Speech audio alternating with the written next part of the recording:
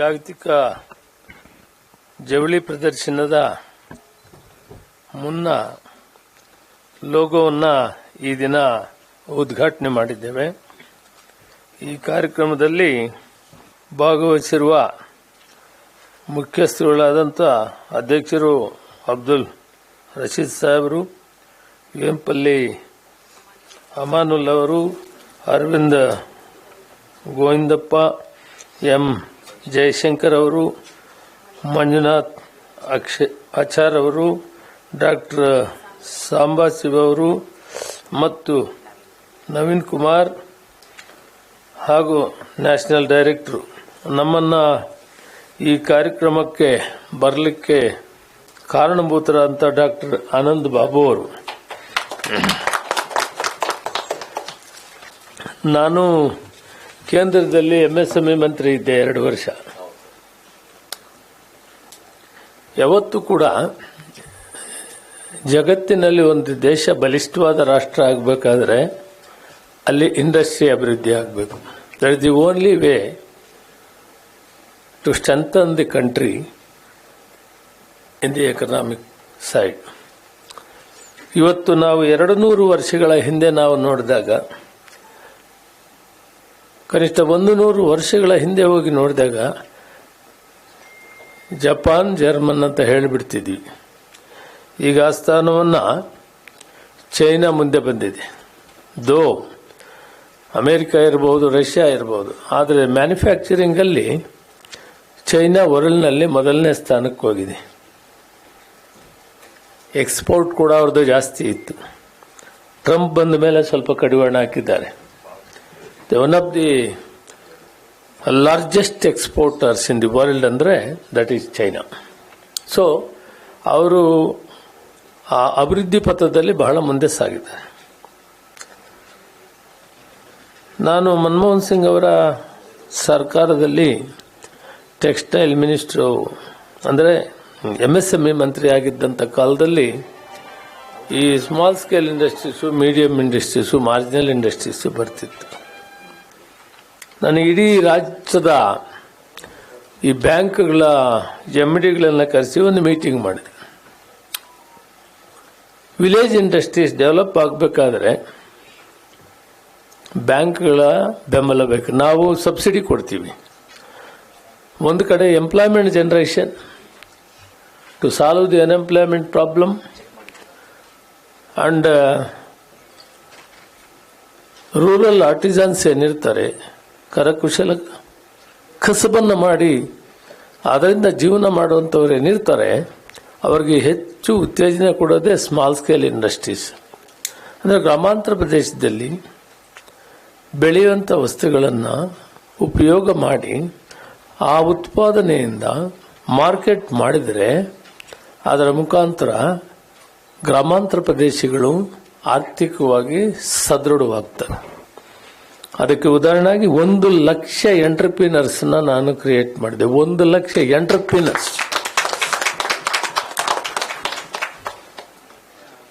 I have started the 1 lakh entrepreneurs. 1500 crore subsidy ಕೊಟ್ವಿ. ಎಲ್ಲ ಬ್ಯಾಂಕ್ಗಳು ಕೂಡ ಒಂದಾಗಿ ಬ್ಯಾಂಕ್ಗಳು ಕೂಡ ಲೋನ್ ಕೊಟ್ಟು. This is the first of kind in the country.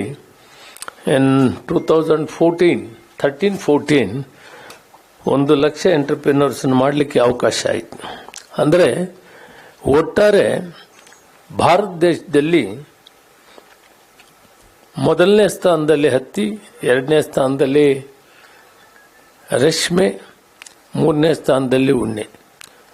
ರೇಷ್ಮೆ ಜಗತ್ತು ಪ್ರಸಿದ್ಧವಾದಂಥದ್ದು ಸೆಂಟ್ರಲ್ ಪ್ಲೇಸ್ ನಮ್ಮದೇ.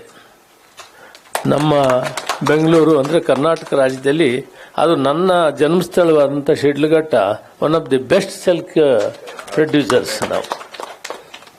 ನಾನು ಅವಾರ್ಡ್ ತಗೊಂಡಿದ್ದೀನಿ 1965 ರೇಷ್ಮೆ ಗೂಡು ಬೆಳೆಯೋದ್ರಲ್ಲಿ ಸ್ಟೇಟಲ್ಲಿ ನಂಬರ್ 1 ನಾನು ಫಾರ್. ಅದಕ್ಕೆ ಬಹಳ ಒತ್ತು ಕೊಟ್ಟೆ. ಎಂಎಸ್ಎಂಇಯಲ್ಲಿ ಖಾದಿ ಇಂಡಸ್ಟ್ರೀಸು ನನಗೆ ಬರ್ತಾ ಇತ್ತು. ಸಿಲ್ಕ್ನ ಡೆವಲಪ್ಮೆಂಟ್ ಮಾಡೋಕ್ಕೆ ಬಹಳಷ್ಟು ಒತ್ತು ಕೊಟ್ಟೆ. ಫಾರಿನ್ ಎಕ್ಸ್ಪೋರ್ಟ್ ಆಗೋದ್ರಲ್ಲಿ ನಮ್ಮ ಗುಣಮಟ್ಟದ ರೇಷ್ಮೆ, ಕರ್ನಾಟಕದ ರೇಷ್ಮೆ ವೆಸ್ಟ್ ಬೆಂಗಾಲ್ ಇದೆ ಇಲ್ಲ ಅಂತ ಹೇಳಲಿಲ್ಲ ನಾನು, ಮತ್ತು ಬೇರೆ ಬೇರೆ ಕಡೆನೂ ಇದೆ. ಈಗ ಆ ರೇಷ್ಮೆಯಲ್ಲಿ ನಮ್ಮ ರೇಷ್ಮೆ ಬಹಳಷ್ಟು ಆಕರ್ಷಕವಾಗಿರ್ತದೆ, ಬಂಗಾರ ಕಲರ್ ಇರ್ತದೆ, ಅದರಿಂದ ಅದಕ್ಕೆ ಬಹಳ ಮಾರ್ಕೆಟ್ ಇದೆ. ಇನ್ನು ಅದನ್ನ ಹೆಚ್ಚು ಅಭಿವೃದ್ಧಿ ಮಾಡಬೇಕಂತ ನಿನ್ನೆ ಸನ್ಮಾನ್ಯ ಮುಖ್ಯಮಂತ್ರಿಗಳಂತ ಸಿದ್ದರಾಮಯ್ಯ ನಮ್ಮ DK ಶಿವಕುಮಾರ್ ಅವರ ಜೊತೆಯಲ್ಲಿ ಮಾತಾಡ್ತಾ ಡೆಲ್ಲಿಯಲ್ಲಿ ಹೇಳಿದೆ, ಯಾವುದು ರೈತರಿಗೆ ಅನುಕೂಲ ಆಗ್ತದೆ, ಯಾವುದು ಎಕ್ಸ್ಪೋರ್ಟ್ ಆಗ್ತದೆ, ಫಾರಿನ್ ಎಕ್ಸ್ಚೇಂಜ್ ನಮಗೆ ಎಕ್ಸ್ಪೋರ್ಟ್ ಮಾಡೋದ್ರಿಂದ ಅನುಕೂಲ ಆಗ್ತದೆ. ರೈತರು ಕೂಡ ಬರೀ ವ್ಯವಸಾಯದಲ್ಲಿ ಆಹಾರ ಧಾನ್ಯಗಳೇ ಬೆಳೆಯೋದಲ್ಲದೆ ಈ ಎಕ್ಸ್ಪೋರ್ಟ್ ಆಗೋ ಒಂದು ಬೆಳಿಬೇಕಾದ್ರೆ silk is the best in south Karnataka, will establish to the north Karnataka also. The coastal belt like ಬೆಂಗಳೂರಿನಿಂದ ಹಿಡಿದು ಬೆಳಗಾಂ ಡಿವಿಷನ್ ವರೆಗೂ ಕೂಡ ಕೋಸ್ಟಲ್ ಬೆಲ್ಟ್ ಕೂಡ ಸಿಲ್ಕ್ ಅನ್ನ ನಾವು ಉತ್ಪಾದನೆ ಮಾಡೋಕ್ಕೆ ಪ್ಲಾನ್ ಮಾಡಿದ್ದೀವಿ. ಅದರಿಂದ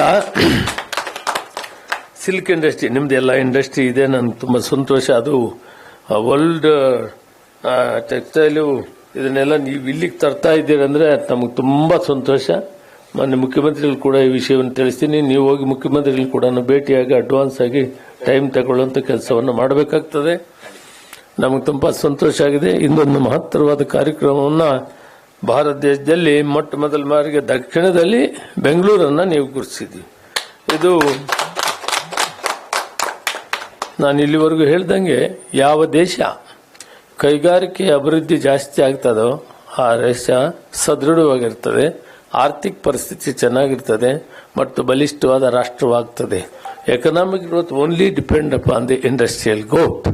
ಅದನ್ನು ನೀವು ಕೈ ಹಿಡಿದಿದ್ದೀರಿ. ಅದರಲ್ಲಿ ಈ ಟೆಕ್ಸ್ಟೈಲು, ಫುಡ್ ಗ್ರೈನ್ಸು, ದಿನಾ ಖರ್ಚಾಗುವಂಥ ವಸ್ತುಗಳಿಗೆ ಮಾರ್ಕೆಟ್ ಜಾಸ್ತಿ ಜಗತ್ತಿನಲ್ಲಿದ್ದೇ ಇರ್ತದೆ. ಆದ್ದರಿಂದ ಇದು ಯಶಸ್ವಿ ಆಗಲಿ ಅಂತ ಹೇಳ್ತಾ ಗುಣಮಟ್ಟ ಕಾಪಾಡಬೇಕು, ಆಧುನಿಕ ತಂತ್ರಜ್ಞಾನವನ್ನು ಉಪಯೋಗಿಸಬೇಕು, ಬೆಳೆಗಾರರಿಗೂ ನೇಕಾರರಿಗೂ ಸಬಲೀಕರಣವಾಗಿ ಅವರು ಬದುಕುವಂಥ ರೀತಿಯಲ್ಲಿ ಅವರಿಗೆ ಶಕ್ತಿಯನ್ನು ತುಂಬಿ ಅವರಿಗೆ ಏನು ಇನ್ಸೆಂಟಿವ್ ಅನ್ನು ಕೊಡಬೇಕು ಅದನ್ನು ಕೊಡುವುದರ ಮುಖಾಂತರ ಈ ಕೈಗಾರಿಕೆಯನ್ನು ಸಬಲೀಕರಣ ಮಾಡಬೇಕು ಅಂತೇಳಿ ಈ ಸರ್ಕಾರದಲ್ಲಿ ಹಲವಾರು ಯೋಜನೆಗಳು ನಮ್ಮಲ್ಲಿವೆ. ಕೇಂದ್ರದಲ್ಲಿ ರೇಷ್ಮೆ ಮಂಡಳಿ ಇದೆ. ರೇಷ್ಮೆ ಮಂಡಳಿ ಕೂಡ ನಾನು ನಮ್ಮ ಕೋಲಾರದವ್ರನ್ನೇ ಒಬ್ಬನ ಚೇರ್ಮನ್ ಮಾಡಿದ್ದೆ, ಬಿಸೇಗೌಡರು ಅಂತ. ಆಗ ಟೆಕ್ಸ್ಟೈಲ್ ಮಿನಿಸ್ಟರ್ ನಮ್ಮ ಆಂಧ್ರದವರಿದ್ರು. ಈಗ ನಾವು ಕೇಂದ್ರ ಕೂಡ ಇದಕ್ಕೆ ಒತ್ತು ಕೊಡ್ತದೆ. ಈ ಟೆಕ್ಸ್ಟೈಲ್ಗೆ ಅವರು 2 ಯೋಜನೆಗಳಿದೆ. ಒಂದು ಕಡೆ ಸಬ್ಸಿಡಿ ಇದೆ ಅಂತ, ಒಂಥರ ಯಾವುದಾದ್ರೂ ಕೈಗಾರಿಕೆ ವಿಫಲವಾದಾಗೆ ಅದಕ್ಕೆ IDB ಬ್ಯಾಂಕಿಂದ CSRTC ಅಂತೇಳಿ ಒಂದು ಯೋಜನೆಯನ್ನು ರೂಪಿಸಿದ್ದಾರೆ. ಶಿವಕುಮಾರ್ ಅಲ್ಲ, to help the industry where there is a really failure, ಪರಿಸ್ಥಿತಿಗಳು ಗಂಭೀರವಾಗಿ ವಾತಾವರಣ ಪರಿಸರ ಏನೋ ಆಗಿ ತೊಂದರೆ ಆಗಿದ್ದರೆ ಅದಕ್ಕೆ CGSRT ಒಂದು ಕಾರ್ಯಕ್ರಮವನ್ನು ಕೂಡ ನಾನು ಅದರಲ್ಲಿ ಸಾಕಷ್ಟು ಜನ ಸಿಲ್ಕ್ ಇಂಡಸ್ಟ್ರಿಗೆ ಪ್ರೊಟೆಕ್ಷನ್ ಕೊಟ್ಟಿದ್ದೀನಿ. ಎಂಟೈರ್ ಸಿಲ್ಕ್ ಇಂಡಸ್ಟ್ರಿ ಇನ್ ಕರ್ನಾಟಕ ನಾನು ಅಲ್ಲಿದ್ದಾಗ ಅವ್ರಿಗೆಲ್ಲ ಪ್ರೊಟೆಕ್ಷನ್ ಕೊಟ್ಟು ಅದರಿಂದ ಸಹಾಯ ಮಾಡಿಸಿದೆ. ಆದರೆ ನೀವೆಲ್ಲ ಒಳಗೂಡಿಸಿ ಒಟ್ಟಾರೆ ಈಗ ನೋಡಿ ನಮ್ಮ ದೊಡ್ಡಬಳ್ಳಾಪುರದಲ್ಲಿ ಆ ರೇಷ್ಮೆ ಸೀರೆಗಳು ಯಾವುದು ಕೈಮಗ್ಗದ್ದಿದೆ ಅದು ಯಾವುದನ್ನು ಮೀರಿಸ್ತದೆ, ಯಾರು ಕೂಡ ಅವ್ರ ಮುಂದೆ ನಿಂತ್ಕೊಳ್ಳೋ ಅಂಥ ಒಂದು ಕೈಮಗ್ಗ ಕಾರ್ಯಕ್ರಮ ಅಲ್ಲಿದೆ. ಅಲ್ಲಿ ರೇಷ್ಮೆ ಬೆಳೀತಾರೆ, ರೇಷ್ಮೆ ಸೀರೆ ಅಂತ ಉತ್ಪಾದನೆ ಮಾಡ್ತಾರೆ. ಅದರಿಂದ ನೀವು ಮಾಡೋ ಕೆಲಸ ಯಶಸ್ವಿಯಾಗಲಿ. ನಾವು ಸರ್ಕಾರ, ಮಾನ್ಯ ಮುಖ್ಯಮಂತ್ರಿಗಳು ಕೂಡ ಮಾತಾಡ್ತೀನಿ, ನೀವು ಕೂಡ ಭೇಟಿಯಾಗಿ ಇದು ಯಶಸ್ವಿ ಆಗೋದ್ರಿಂದ ಇಡೀ ದಕ್ಷಿಣ ಭಾರತಕ್ಕೆ ಅಂತ ಹೇಳಿದ್ರೆ ಇಡೀ ಜಗತ್ತಿಗೆ ಶ್ರೇಷ್ಠವಾದ ಕೆಲಸ ಮಾಡಬಹುದು. ನಾವು ನಮ್ಮಲ್ಲಿ ಅಂತೂ ವ್ಯವಸ್ಥೆ ಇದೆ, ತಾಂತ್ರಿಕ ವ್ಯವಸ್ಥೆಯಲ್ಲಿ ಗುಣಮಟ್ಟದ ಹತ್ತಿ ಬೆಳಿತೀವಿ, ರೇಷ್ಮೆ ಬೆಳಿತೀವಿ ಮತ್ತು ಉಣ್ಣೆ ಬೆಳಿತೀವಿ. ಇವೆಲ್ಲದರಲ್ಲಿ ಕೂಡ ನಾವು ಮುಂಚೂಣಿಯಲ್ಲೇ ಇದ್ದೀವಿ ಅಂತ ಕಡಿಮೆ ಇಲ್ಲ. How to make the market, that is very important.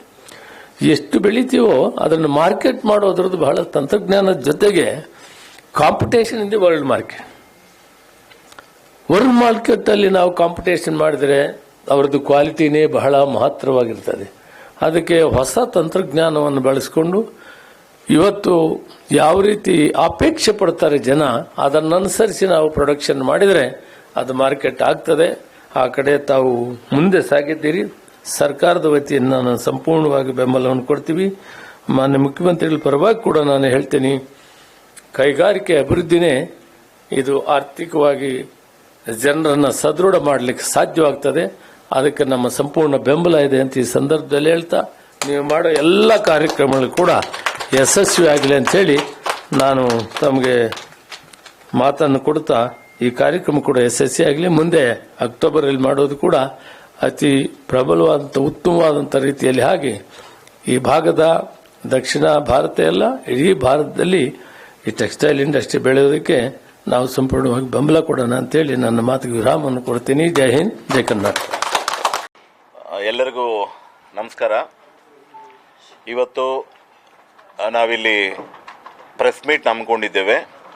ಇದರ ಉದ್ದೇಶ ಬಂದು federation of industries research and development council ವತಿಯಿಂದ ವರ್ಲ್ಡ್ ಟೆಕ್ಸ್ಟೈಲ್ ಇಂಡಿಯಾ ಅನ್ನೋ ಎಕ್ಸಿಬಿಷನ್ನ ನಮ್ಮ ಇಂಡಿಯಾದಲ್ಲಿ ಮೊಟ್ಟ ಮೊದಲ ಬಾರಿಗೆ, ಅದು ನಮ್ಮ ಸೌತ್ ಇಂಡಿಯಾ, ನಮ್ಮ ಕರ್ನಾಟಕ ಬೆಂಗಳೂರಲ್ಲಿ ನಾವು ಇದೇ ವರ್ಷ ಅಕ್ಟೋಬರ್ 1, 2, 3, 4ರಂದು ಹಮ್ಮಿಕೊಂಡಿದ್ದೇವೆ. ಆ ಒಂದು WTI ಅಂತ ನಾವು ಇದಕ್ಕೆ ಒಂದು ಹೆಸರಿಟ್ಟಿದ್ದೀವಿ. ಈ WTI ಎಕ್ಸಿಬಿಷನ್ನ ಉದ್ದೇಶ, ಇದರ ಬಗ್ಗೆ ಎಲ್ಲ ಬಿಸ್ನೆಸ್ ಪೀಪಲ್ಗಾಗ್ಬೋದು ಎಲ್ಲರಿಗೂ ಒಂದು ಅವಗಾಹನೆಯನ್ನು ಮೂಡಿಸೋದಕ್ಕೆ ಈ ಒಂದು ಪ್ರೆಸ್ ಮೀಟ್ ಹಮ್ಮಿಕೊಂಡಿದ್ವಿ. ಈ ಒಂದು ಪ್ರೆಸ್ ಕಾನ್ಫರೆನ್ಸ್ ಬಂದು ಇದನ್ನು ಇನಿಷಿಯೇಟ್ ಮಾಡಿರೋದು ನಮ್ಮ ಶ್ರೀ KH ಮುನಿಯಪ್ಪ ಅವರು, ಮಾನ್ಯ ಮಂತ್ರಿಗಳು, ಗೌರ್ಮೆಂಟ್ ಆಫ್ ಕರ್ನಾಟಕ. ಸೊ ಅವರ ಕೈಯ ಅಮೃತಹಸ್ತಗಳಿಂದ ನಮ್ಮ ಇವತ್ತು ಲೋಗೋ ಲಾಂಚು ಆಗಿದೆ. ಸೊ ಇವತ್ತಿನಿಂದ ನಾವು ಇದನ್ನು ಅಫಿಷಿಯಲ್ ಆಗಿ ನಾವು WTI world textile India exhibition ನಾವು ಸ್ಟಾರ್ಟ್ ಮಾಡ್ತಾ ಇದ್ದೀವಿ, ಎಲ್ಲ ಅದರ ಒಂದು ಕೆಲಸಗಳೆಲ್ಲನೂ. ಈ WTIಗೆ ಸುಮಾರು ನಮ್ಮ ದೇಶದ ಇಂಡಸ್ಟ್ರೀಸೇ ಅಲ್ಲದಿರ ಹೊರದೇಶದ್ದು, ವಿದೇಶಗಳಿಂದ ಸುಮಾರು 20ರಿಂದ 30 ದೇಶಗಳ ಡೆಲಿಗೇಟ್ಸ್ ಇದರಲ್ಲಿ ಪಾರ್ಟಿಸಿಪೇಟ್ ಮಾಡಲಿದ್ದಾರೆ. ಸೊ ಅದಕ್ಕಾಗಿ ಈ ಒಂದು ನಾವು ಪ್ರೆಸ್ ಮೀಟ್ನ ಮಾಡಿ, ಈ ಒಂದು ಪ್ರೆಸ್ ಮೀಟ್ ಮುಖಾಂತರ ತಮ್ಮೆಲ್ಲರ ಮುಖಾಂತರ ನಾವು ಇಡೀ ಭಾರತ ದೇಶದ ಎಲ್ಲರಿಗೂ ಇಲ್ಲಿ ಒಂದು ಎಕ್ಸಿಬಿಷನ್ ನಡೀತಿದೆ, ಇಲ್ಲಿ ಬಂದು ಅವರು ಪಾಲ್ಗೊಂಡು ಈ ಒಂದು ಈ ಎಕ್ಸಿಬಿಷನಿಂದ ಏನು ಅಡ್ವಾಂಟೇಜಸ್ ಬರುತ್ತೆ ಅದನ್ನೆಲ್ಲನೂ ಅವರು ಪಡ್ಕೋಬೇಕಾಗಿ ನಾನು ಕೇಳ್ಕೊಳ್ತಾ ಇದ್ದೇನೆ. ಅದೇ ರೀತಿಯಲ್ಲಿ ಫಸ್ಟ್ ಟೈಮ್ ನಮ್ಮ ಬೆಂಗಳೂರಲ್ಲಿ ವರ್ಲ್ಡ್ ವೈಡ್ ಟೆಕ್ಸ್ಟೈಲ್ ಎಕ್ಸಿಬಿಷನ್ ನಡೀತಾ ಇರೋದ್ರಿಂದ ಇದು ಗ್ರ್ಯಾಂಡ್ ಸಕ್ಸಸ್ ಮಾಡಬೇಕು ಪ್ರತಿಯೊಬ್ಬರೂ ಅಂತ ನಾನು ಕೇಳ್ಕೊಳ್ತಾ ಇದ್ದೇನೆ. Thank you.